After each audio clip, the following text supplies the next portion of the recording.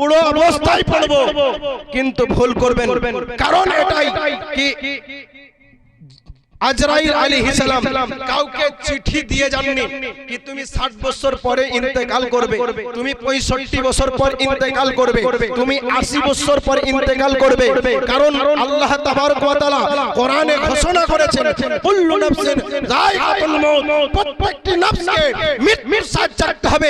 আল্লাহ এটা বলেননি কি আমি তোমাকে জওয়ানিতে নিব, তোমাকে বুড়োতে নিব।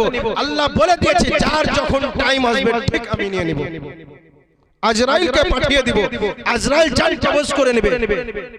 ঠিক ওই টাইমে ধর্মপ্রাণ মুসলমান আল্লাহকে ভয় করুন, রাসূলের প্রেম অন্তরের মধ্যে রাখুন আর নামাজ পড়তে শুরু করুন।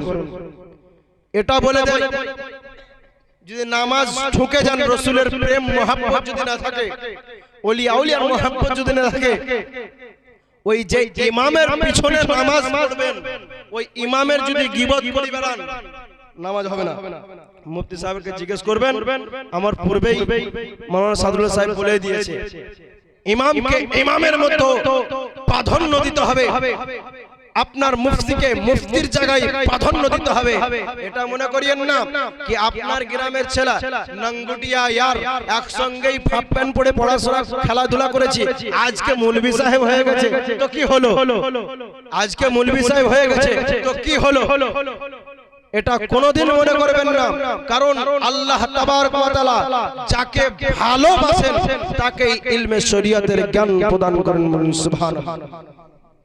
আল্লাহ তাবারক ওয়া তাআলা যাকে ভালোবাসেন তাকেই ইলমের জ্ঞান দেন।